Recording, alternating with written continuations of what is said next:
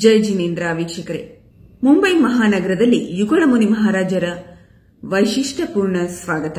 ಪರಮಪೂಜ್ಯ ಆಚಾರ್ಯ ಶ್ರೀ ದೇವನಂದಿಜಿ ಮಹಾರಾಜರ ಪರಮ ಶಿಷ್ಯರಾದ ಮುನಿಶ್ರೀ 108 ಅಮೋಘ ಕೀರ್ತಿ ಮಹಾರಾಜರು ಮತ್ತು ಮುನಿಶ್ರೀ 108 ಅಮರ ಕೀರ್ತಿ ಮಹಾರಾಜರ ಚಾತುರ್ಮಾಸ ಮುಂಬೈ ನಗರದಲ್ಲಿ ನಡೆಯುತ್ತಿದೆ. ಇಡೀ ಮುಂಬೈ ನಗರವು ಅವರನ್ನು ವಿಶಿಷ್ಟ ರೀತಿಯಲ್ಲಿ ಸ್ವಾಗತಿಸಿತು. ಮುಂಬೈನಲ್ಲಿ ಅನೇಕ ಉಪನಗರಗಳಿವೆ. ಪ್ರತಿಯೊಂದು ಉಪನಗರದಿಂದ ವಿವಿಧ ರಥಗಳ ಮೇಲೆ ಮಂಗಲ ಕಲಶವನ್ನು ಅಲಂಕರಿಸಲಾಗಿತ್ತು ಮತ್ತು ಮುಂಬೈನಾದ್ಯಂತ ಪ್ರಯಾಣಿಸಿದ ನಂತರ ಅವರು ಗುಲಾಲ್ವಾಡಿಯನ್ನು ತಲುಪಿದರು. ಅಲ್ಲಿ ದೆಹಲಿಯ ಪ್ರಸಿದ್ಧ ಕೈಗಾರಿಕೋದ್ಯಮಿ ಶ್ರೀ ನವೀನ್ ಜಿ ಜೈನ್ ಅವರು ಯುಗಳಮುನಿ ಮಹಾರಾಜರ ಸಮ್ಮುಖದಲ್ಲಿ ತೆಂಗಿನಕಾಯಿಯನ್ನು ಒಡೆಯುವ ಮೂಲಕ ಈ ರಥಗಳನ್ನು ಸ್ವಾಗತಿಸಿದರು. ಇಡೀ ಮುಂಬೈ ಯುಗಳಮುನಿ ಮಹಾರಾಜರನ್ನು ಸ್ವಾಗತಿಸುತ್ತಿರುವಂತೆ ಭಾಸವಾಯಿತು. ಈ ಬಾರಿ ಇಡೀ ಮುಂಬೈನಲ್ಲಿ ಒಂದೇ ಒಂದು ಸಂಘದ ಚಾತುರ್ಮಾಸವಿದೆ ಎಂಬುದು ವಿಶೇಷ.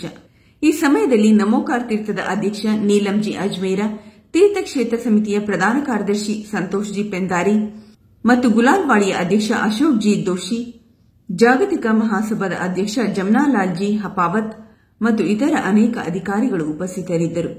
ಈ ವಿಶಿಷ್ಟ ರಥಗಳು ಮುಂಬೈನಲ್ಲಿ 50 ಕಿಲೋಮೀಟರ್ಗೂ ಹೆಚ್ಚು ಪ್ರಯಾಣಿಸಿ ಇಡೀ ಮುಂಬೈನಲ್ಲಿ ಧರ್ಮದ ಸಂದೇಶವನ್ನು ಹರಡಿ ಗುಲಾಲ್ವಾಡಿ ತಲುಪಿದವು. ಈ ಎಲ್ಲಾ ರಥಗಳನ್ನು ಯುಗಳಮುನಿ ಮಹಾರಾಜರವರ ಫೋಟೋ, ಭಗವಂತರ ಕಟೌಟ್, ಮಂಗಳ ಕಲಶ, ಜೈನ ಧರ್ಮದ ಧ್ವಜವನ್ನು ಇರಿಸಿ ಹೂವುಗಳಿಂದ ಅಲಂಕರಿಸಲಾಗಿತ್ತು. ಸುಮನ್ ದೀದಿ ಮತ್ತು ಎಲ್ಲ ಉಪನಗರಗಳ ಯುವಕರು ಇವುಗಳನ್ನು ತಯಾರಿಸಲು ಸಾಕಷ್ಟು ಶ್ರಮವಹಿಸಿದರು. ರ್ಯಾಲಿಯ ನಂತರ ನಡೆದ ಸಭೆಯಲ್ಲಿ ಚಾತುರ್ಮಾಸ ಮಂಗಳ ಕಲಶವನ್ನು ಸ್ಥಾಪಿಸಲಾಯಿತು ಹಾಗೂ ಯುಗಳಮುನಿ ಮಹಾರಾಜರ ಪಿಚ್ಚೆಯನ್ನು ಬದಲಾಯಿಸಲಾಯಿತು.